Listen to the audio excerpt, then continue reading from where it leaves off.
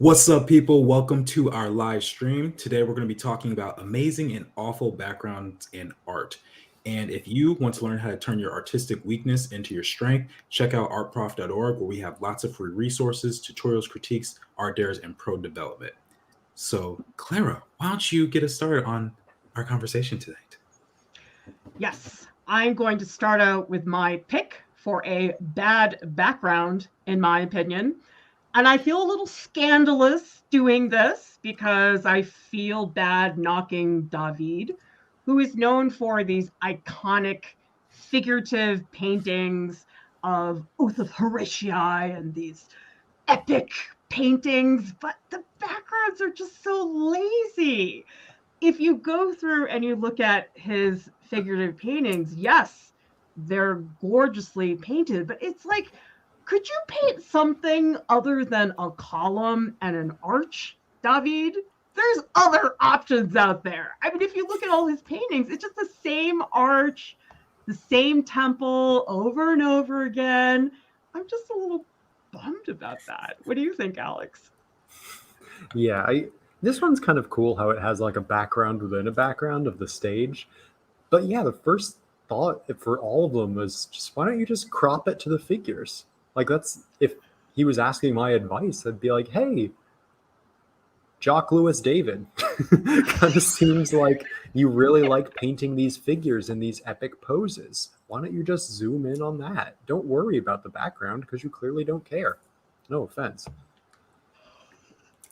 What's your take, Jordan? I'm amazed I didn't realize this before. Like I was never really hyper impressed by the backgrounds anyway. I just like always look past them. But now you say they're all arches and columns. I'm like, yeah, pretty much. That's all it is. It's like copy and paste, Renaissance style essentially.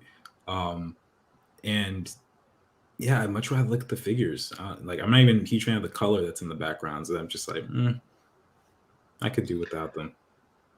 I mean, granted, this is French neoclassicism, and part of classicism is reviving classical architecture and all that type of thing. I kind of get that. But even with the architecture, she's not doing anything that interesting in terms of lighting.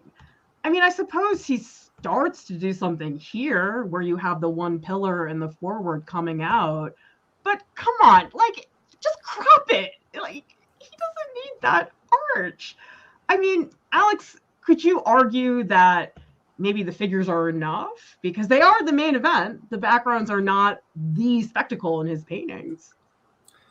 I think that in the case where they are now, the figures are enough. But I do wish that, yeah, he pushed them further. Now, there are ones like this one, for example, where I think he's doing better with the simplicity. He's at least using the dark shadow of the background to emphasize the hand holding the swords. And it's a good iconic image because of that. In the ones where the background, I get the sense honestly with the background that he doesn't quite know how to compose it with the rest of the image. And so when he tries to put in a city and a mountain and some pillars and stuff, it just gets cluttered. And I would prefer it being not there. Well, here's the thing. I think it's good he has a background because, as you know, we're always bothering everybody here about having blank backgrounds. But the thing is, they're just so Jacques Louis generic. It's like cut and paste. That's how I feel when I know it's a lot more work than cutting and pasting, but it just feels lazy. Like, could he step outside of himself for a few seconds? Yeah, for me, it's not that the backgrounds are technically painted poorly or anything. I think like in terms of the skill, it's done well, but it's like Clara said, it's just not fun to look at. It's boring, and I don't know what the mindset was back then necessarily in terms of having how interesting the backgrounds should be. But there's so much more that could have been done, I think, to switch up the composition and even point it more towards the figure because the characters, the figures are doing all of the work and carrying the entire load.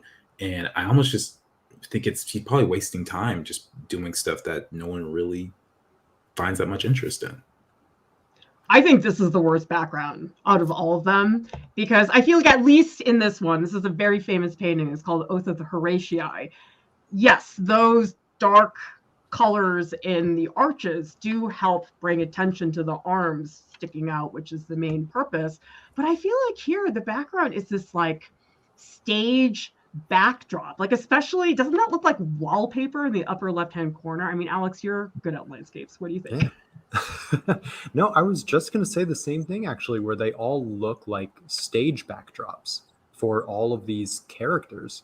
And that, like, to give him that credit, I'm kind of wondering if that was just the lens from the time. Like, perhaps he did only view these as stage backdrops and was painting kind of in reference to that.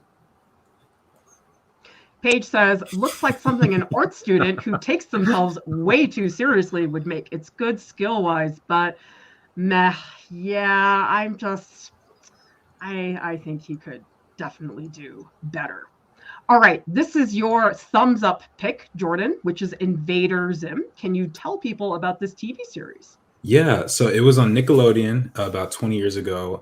It only ran for about 2 seasons in the early 2000s, and then they just had a movie come out on Netflix like maybe a year or two ago, and it's a very similar style. But what I've always loved is just the weird grimness of it mixed in with the bright and saturated colors, especially when you if you were to go to, I think the next slide we have it, like the saturated colors and the brightness here, it's just so inviting.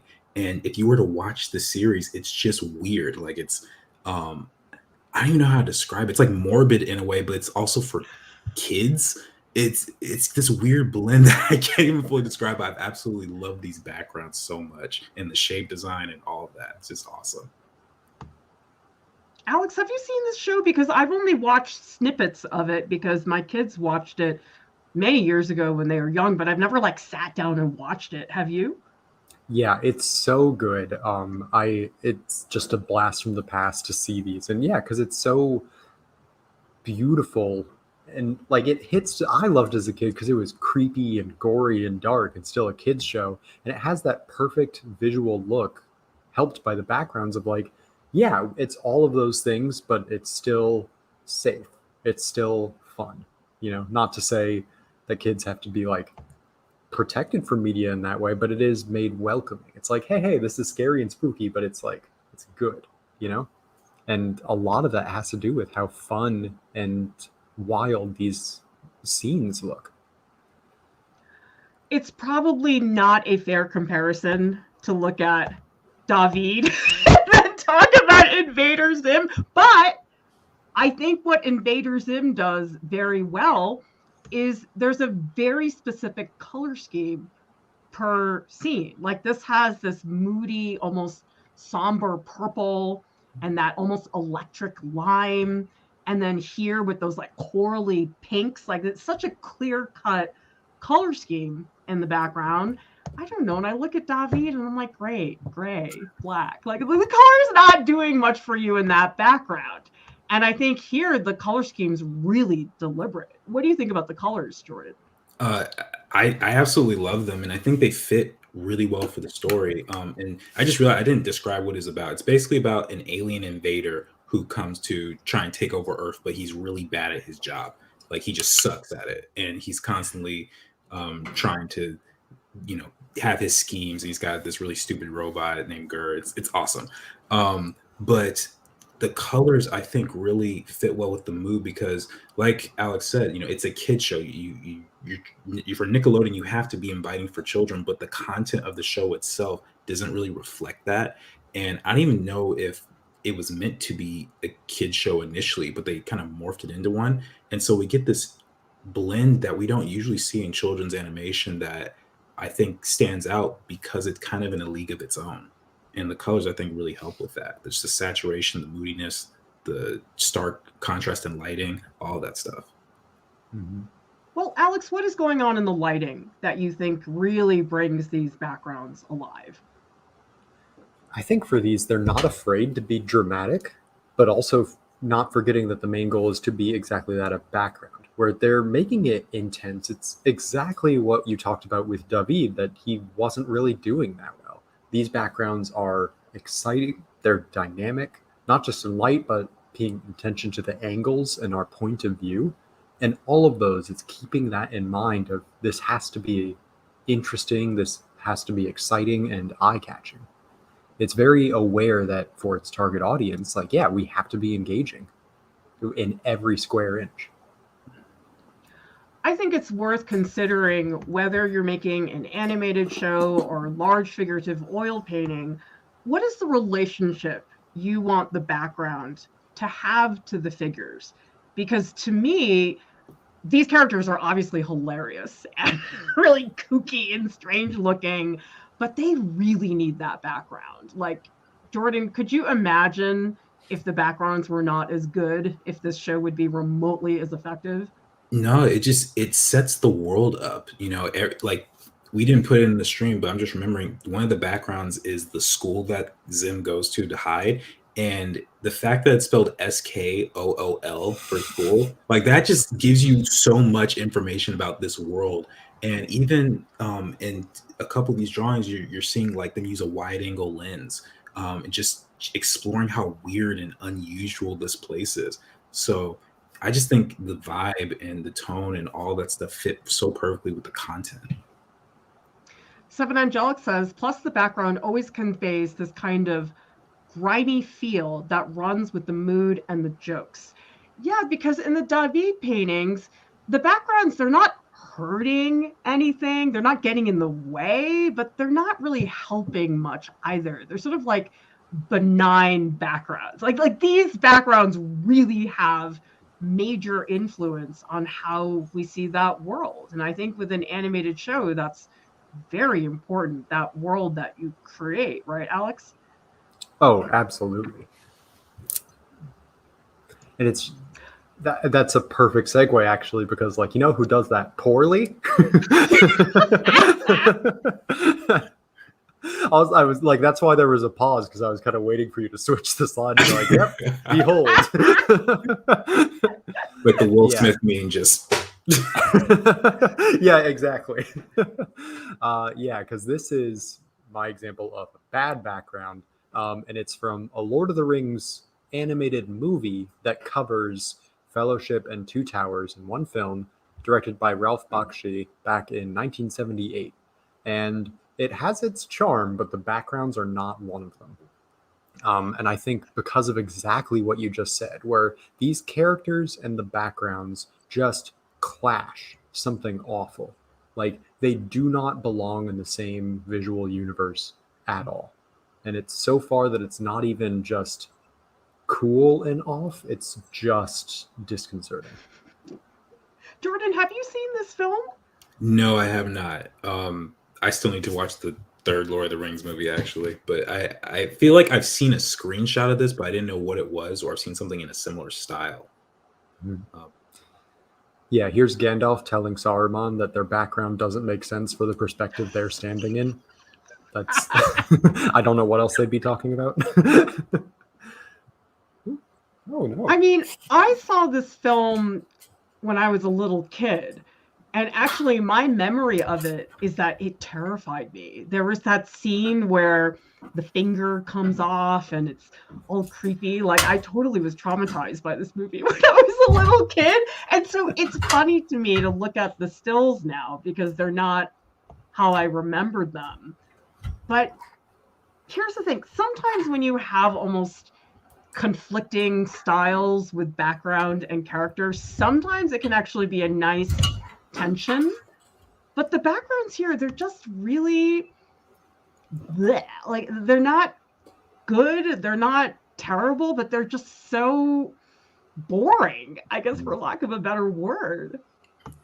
Yeah, I threw in that previous one with them in the forest because that's the best of them, but it's still like there's the problem of they don't seem to fit in, but also even if you remove them, it's like, okay, that's certainly a forest. Like there's nothing inventive about it.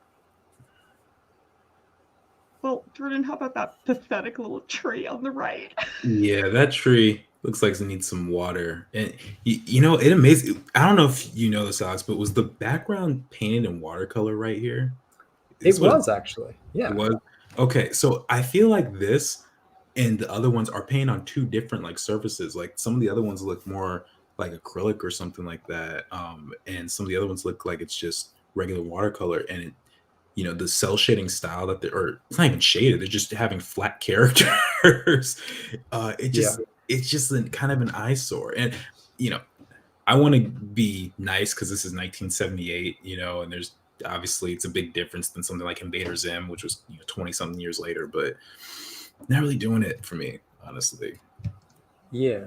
And I don't want to throw Bakshi completely under the bus because there were some cool things he did animation wise that were actually pretty cool. Like to save money, he essentially helped to revitalize a form where he would film an actor doing movements and then trace over them. So it has a very cool, unique visual effect to see it move. But yeah, like that's, I mean, strictly speaking, in backgrounds, no, like could have just scrapped the whole thing. Fab Geek says it feels like the characters and backgrounds were done by 2 production teams and they never communicated during the project. And Ginger Cell is noting there's an outline around them. And Ayane is saying they clearly didn't photograph the cells well. You can see the shadows behind all the characters. Also, it looks like they drew the characters first, then the backgrounds, rather than being part of the world. I don't know the tech stuff regarding those weirdo shadows. It could just be an animation thing. But I feel like this is a situation, I'm going to guess, he maybe just bit off more than he could chew. But then I look at this and I'm like, why did you spend so much time on this background? Like, you didn't have to do it that detailed. You could have really cut back, but then why did you get so lazy here? So a big part of it for me is just the lack of consistency. Do you see that, Jordan? Yeah, it definitely just feels really off. And since we're talking about watercolor backgrounds, I think an example of a film that did that well is Lilo and Stitch. Right, they had all watercolor backgrounds, and that movie was so cohesive. And obviously, Disney's a whole different animal altogether, but the way they organized that and the way they figured out how this fits in with that is something that I wish would have been taken into more consideration with this film. There's something missing, and I don't know if it's just the style of the backgrounds, or if it's the weird lighting, or it's the material, but something just doesn't fit right. I mean, Alex, where are they? Are they in a refrigerator? Like, I don't understand what this is. The other one's fine. This is a forest. Yeah. I get that. But what is this? Man, that's the other thing where, like, even when I watched this as a kid, like, don't get me wrong, I was blown away by some of the animation elements that he does in a very cool way. But at the end of the day, I'm like, my nerd side picks up and I'm like, this is it. This is what you envisioned Mordor to look like. A single dead tree in a blue sky. This is it. This is all that you could come up with. I'm a little disappointed. Well, this is cool to read some of the comments about people who were around when it came out. Like Soitin says, at the time it came out, it was kind of state-of-the-art animation. And Jane says, I remember my dad showing me some of this movie when I was little. My sister thought it was pretty good. I was not interested. Yeah, my dad seemed to be impressed with it. It's tricky because I do think the time period within which something emerges is certainly important to consider. But it's funny how movies that are really old, that were made with prehistoric techniques, still hold up really well. Like Blade Runner looks great.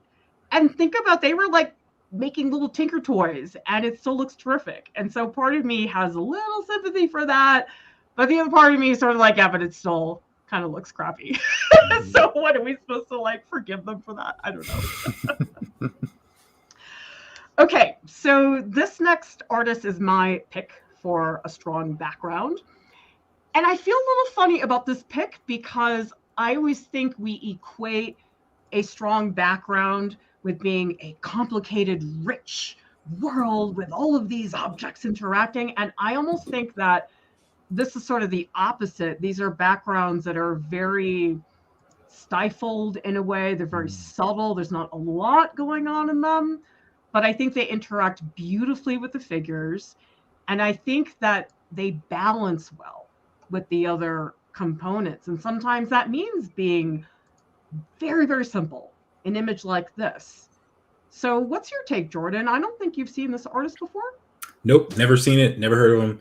I know nothing. This is the first time. I actually think what makes me like these is the composition. And like you said, the simplicity of it. Without that element, I don't know if I'll find these as enjoyable because a lot of it is kind of barren landscape, and I feel like just by using the composition to draw your eye in certain diagonals and um, pointing your eye exactly where you want it to go, I think that's what's really holding this up for me. And if you don't know what kind of technique this is, everybody, these are photographs. I think they're montages. I don't know a lot about the way he technically makes them, but I'm not somebody who normally looks at photography that much.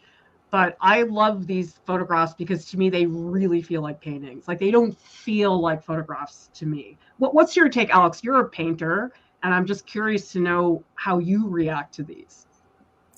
I mean, absolutely. Like this is doing minimal background so well. And I think it's helpful in this stream to keep thinking we're talking about the background of it and that weird dynamic where it ties everything together, but also is still, by definition, the background. It's not the center of the stage. But the backgrounds in all these are making commentary. It gives me this sense of like an endless void, kind of strange, absurd hopelessness in that intent. And you can't do that by filling it full of things. Like that is a successful background because it's completing that goal I believe the artist had. Well, and I think this is a good argument that there's no such thing as, quote, too much background. Because I know a lot of people get frustrated with backgrounds, and the number one argument I hear for why somebody doesn't want to do a background is, oh, if I do a background, it'll be very distracting. And so this idea that the figure's so small and yet could still be so important, I think a lot of people don't think that's possible. But Jordan, why are the figures effective even though they're like tiny in the photograph? I think that, well, one, it just helps build the world around him, and like it gives us context to what this is. Because if we just saw this hole in the ground with smoke coming up, we could say, "Oh, this is another planet," or "This is some weird volcano." But you see a man sitting here, and it gives you context for what's happening, and it tells you a bit of a story. And for me, it actually kind of reminds me of a cross between like the Twilight Zone, like the old school Twilight Zone, and Wizard of Oz from the 30s, like before Dorothy goes on the yellow brick road and all that stuff. Yeah. And I think there's just really subtle transitions that show a lot of depth. So you have this image here, these people pulling this like grass rug. Okay, if you start in the lower left-hand corner, you can see very visibly the texture of the grass. And then as you crawl upwards, it gets just a little bit fuzzier, a little bit blurrier. The contrast gets a little bit lower. Like that one little strip on the left-hand side of this photograph, it's like perfect atmospheric perspective. Like it doesn't get better than that. Can you quickly sum up atmospheric perspective, Alex, for people who don't know what that is? Absolutely. In a way, it's a very simple way to make the illusion of space, where as things go backwards, they lose detail, they lose contrast, and that helps things go back. Likewise, something that's very close, you see a lot of that detail, you see a lot of that hard contrast. And yeah, you said it perfectly with the grass in that image. You can see it almost like row by row, slowly fading, and it just flawlessly done, like a textbook example of that. So if anybody here is wondering about how to get depth in a space, atmospheric perspective, it's like, boom, instant space. It's like you don't have to work that hard to get that into the image. But that said, though, it's more than just that. Like, Jordan, how would you say the ripples in the water help this background? I think it gives us something else to look at, because right now my eye is kind of going from the bottom right up to the top left, looking towards the center, and then with the ripples, it's actually making me look out horizontally too. So now I'm looking like that, and so it's making me just look around the entire image and seeing what's really going on. Justin Thornton says it's a composite and follows up with saying they can be done both digitally or in the darkroom. Jerry Alsman did crazy stuff like this in the darkroom. Yeah, look up Robert Park Harrison. He's done all kinds of composite photographs. This is a particular series he did called The Architect's Brother, but he's a very prolific artist who I definitely check out. Okay, this is your thumbs down, Jordan. I used to watch Family Guy when I was younger, and I found amusement from the humor up until like the first couple seasons. But I never liked the art of it, and the backgrounds always felt very how do I put that? It just never felt complete to me. It felt like it was very rushed. There's no real shadows. There's not a whole lot of detail, and it feels very flat. Like I don't really get a sense of the depth the same way that I think I should be getting. And it might just be my personal preference, but they just all kind of have the same shapes. Like this one's like only squares in here, and I just don't find it particularly interesting. Sorry, Seth. Did you watch Family Guy, Alex? I did, and very much the same as Jordan. I liked it and thought it was hysterical when it first came out, and then I just don't think it aged well for me humor-wise. But yeah, I mean, I think the backgrounds are lacking for me is like this one is supposed to be like his bar, the place they hang out. And like Jordan, like you said in Invader Zim, like the school misspelling school. And like the classroom scenes, like all the desks were like duct taped together, and it became a joke about how poorly funded it was. There's no character in this. It's just a standard booth. There's no jokes hidden. There's no little Easter eggs dotted around. Not to say a background needs it, but yeah, there's nothing there. Well, but Jordan, couldn't you argue that maybe the plainness of these backgrounds is a commentary on how boring the world is, and it just makes the characters more zany? Like, is he just trying to create contrast here, or is it just laziness? We're talking about a show where Peter fought a chicken, like a chicken mascot for like 5 episodes straight. And I think they have especially in the earlier episodes, they had the ability to be zany. I think now, I don't know, maybe due to budget or just something, but now it's much more stale and stiff. And I think for me, what I just realized is that like the character that, like in the bar, for example, like there's no like scratches on the table, or there's no like napkins on the ground. There's nothing that makes it feel like a TV show production. It feels kind of like a student's perspective assignment. Like it just doesn't, there's nothing that really draws me in there, and we're putting this on TV and making it work, I guess. Ayane says, no, the colors are awful. The inks are so deadening. It just feels so generic and not specific to anywhere.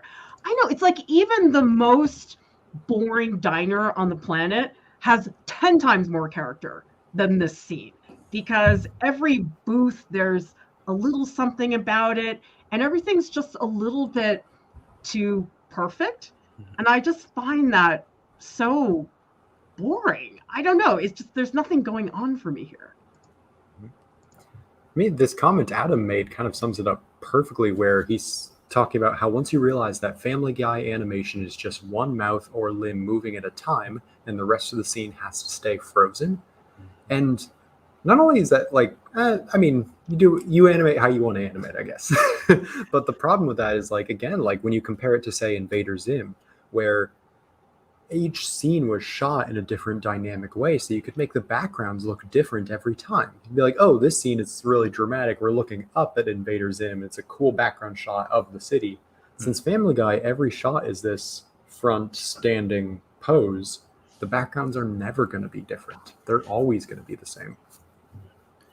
Yeah, something else I notice generally when it comes to like adult animation too is because they spend so much time on the writing, like shows like Family Guy or South Park or whatever, they tend to kind of skip on the art, I notice, because adults watch for the comedy. Whereas kids, we want to see the fun actiony stuff and all the zany colors. And I wonder if that has something to do with it. But I'm an adult and I want to see zany stuff too. Like, I don't know why. Just because I'm older means everything in animation has to be more boring. Paige says, you guys live in Rhode Island. Does this invoke Rhode Island at all? I get we're supposed to focus on the characters, but like in Zim, the background, the environment can add so much. That's true. All three of us have lived in Rhode Island at some point because we all had relationships with RISD. So, Alex, do you see Rhode Island in some of these scenes? Yeah, we were talking about this, funny enough, right before the stream, and I do not. There's a couple, like, there's episodes where, like, Brian goes to Brown University in Providence, and then it's the background, and it's Brown, and it's there. Like, congratulations. But the rest of it is just so... That's the thing. Providence, Rhode Island is a great, weird little city. And that's the thing. I kind of wish that he put more fun little Rhode Island Easter eggs in here. But no, instead it's just literal cookie cutter houses and boring bar, and it's just an ocean.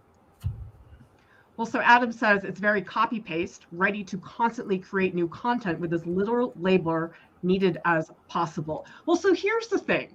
South Park, not exactly Invader Zim backgrounds, but I sort of think South Park gets away with it because it's so crappy that you know it's totally deliberate. And I just wish this was like either way crappier or really good. It's like in this awkward place where it's neither, and therefore it just is not good.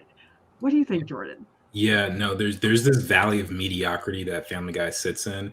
You know, in the earlier days, like I said, I thought the writing was even better. Now it's just like, I don't find the jokes as funny anymore. I find the jokes like, because it used to just be funny humor. You just see Peter doing something stupid. Now it's just kind of offensive in like every way, shape, or form. And the characters don't even resonate with me anymore the same way they used to. But yeah, it just feels like it's stuck in the middle. I mean, the show's been on for over 20 years, and I think they should have ended it at least a decade ago. You know, like, I feel like it's just I think it's run past its time, and we need to find something else to sink our teeth into. And I guess it's still making a lot of money because they're still making a lot of the episodes, but you know.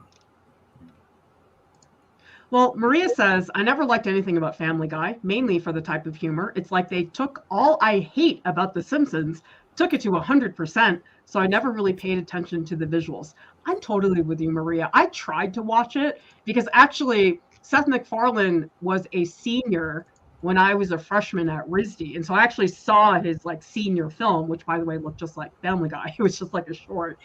And I checked it out and I just didn't find it funny because I felt like all the humor was a parody or commentary on something else. I didn't feel like any of the humor was original or just completely from itself. And so for me, it just felt really watered down. And I don't know, to me, it didn't have enough bite to it. Okay, Alex, this is your thumbs up pick for backgrounds. Tell us about A Contract with God, which is a book by Will Eisner. Yeah, it's a beautiful comic book. And it's the best way to describe it is it spans decades and generations, and the main character is a neighborhood in New York. Very cool. But I could talk about it as a comic all day, but specifically in the backgrounds, Will Eisner is really good at knowing when to show you a whole lot and when to load a lot in there, and then when to step back and when to just suggest it. And he very literally breaks the box of the panel a lot, especially in the first book of Contract with God. And he does a really good way of keeping his eye on the prize, of guiding your eye through the page, incorporating the text, and using the background just enough to make it work. I think it's like that perfect example of either minimalism or maximism. I don't know if that exists, but minimalism or not minimalism. Well, Jordan, have you seen this comic before? No, I know the name Will Eisner, but I don't think I've seen this work specifically. Well, what's your reaction seeing it for the first time? I agree with Alex. I think it's some really cool stuff, and I love the kind of vignette in the I don't even call it cross hatching necessarily, but just the way the pen strokes are going and showing different planes and stuff like that. There was one image where it had it was like a bridge a couple of slides ago. This one right here on the right, like, I just love how the rain, the water, they're all interacting with each other, and you could tell the different forms just by these simple strokes and going in the direction. So I think it's genius, honestly. Yeah, I feel a little ashamed that I've never seen this comic before because It's beautifully drawn. And I think a lot of people, when they think about pen drawings, especially pen drawings in the context of a comic, oftentimes the assumption, oh, it must be very hard edged, very clear cut, defined graphic lines. But when I look at this spread, I mean, this looks like a painting to me. It's so atmospheric. Like the image on the left, the way the stairs are just like slightly suggested, like there's so much air in these pieces. And you wouldn't think that that would be possible with a pen. What do you think, Alex, about his pen work? Totally, yeah. And it's that beautiful realm where it's like he looks at this work and is like, all right, this is my medium. I'm using pen. Like I can accomplish this with that. And I think, yeah, it just goes back to he knows what to show you and what not to. And I think it's really him keeping an eye on where he wants you to look. And like this one is such a great image, not just because of how clever it is using the comic panel as the window of the apartment, but he didn't go overboard. He didn't illustrate all of the bricks, because illustrating the bricks behind that cracking drywall also shows you how old the neighborhood is. It shows you how in disrepair this house is. And he's doing that by doing less work, technically. It's like, cool, I'll only illustrate a couple bricks here. So it's knowing, rather than being like, I'm the best at making these marks, I'm going to do bricks everywhere. It's like, no, just a little bit. And by the way, Ayane can confirm for us that maximalism is indeed a word. So you're not crazy, Alex. Yeah. No, it wasn't a matter of crazy. It was just whether or not we invented it or not. Like, you can't take credit for that, then. Oh, well, next time. Well, I'm wondering, Jordan, because this particular scene with the brickwork, it's not really that much more specific than the Family Guy images we were looking at. I mean, that's pretty standard brick. It's not really that exciting. And yet, why do you think we're still drawn to it, despite it being generic brick? I think part of it, looking at the image as a whole by itself, everything is incorporated so seamlessly. It's the words and mixed with the window pane. And, I remember hearing a quote. I can't remember who said it, but it was something like, a design is not done based on how much more you need to add. It's if you can't take anything away from it anymore, that's when you know it's done. And I know I kind of butchered the quote, but that was the sentiment. But no, you nailed it. Yeah, I nailed it though. I nailed it for maximum, right? But it just seems like I couldn't take anything away from any of these images, especially even the one with the brick wall, and feel like I still have the same piece. Like I feel like he narrowed it down so much to the point where it's complete. And he's doing so many different things with formatting. I like, for example, that these images, there's no clearly defined panels. It's almost like these awkwardly shaped vignettes. But then this one, the window turns into panel. And then this one has some linear perspective, and it's sort of crawling upwards with the line work, but then it's moving across. I mean, it's a very diverse range of images. I wanted to bring up this comment from Paige, which says, looks like the rain is smudging the letters from a couple of slides ago. One more, I think. Like this one on the left, I didn't even realize that. I think that's genius, because who would think to do something like that? Just, again, incorporating the world and the text and making it all one, I think is just incredible. There's all kinds of layering going on, I think, especially in this one. Because, Alex, isn't it shadow, person, glass, rain? Is that what's layered? It's really deep, and it's really, the formula is very simple, but it's so effective at it. And it's another good example of making that like kind of atmospheric perspective without it having to be essentially a photo. It's like it's the same rules still apply, just make it layered. All right, everybody, we have several other videos that explore making backgrounds in your artwork. And this Google slideshow is available. The link is in the YouTube video description below, and it's also available on artprof.org. You can access all of our slideshows if you go to the resources section of our main site.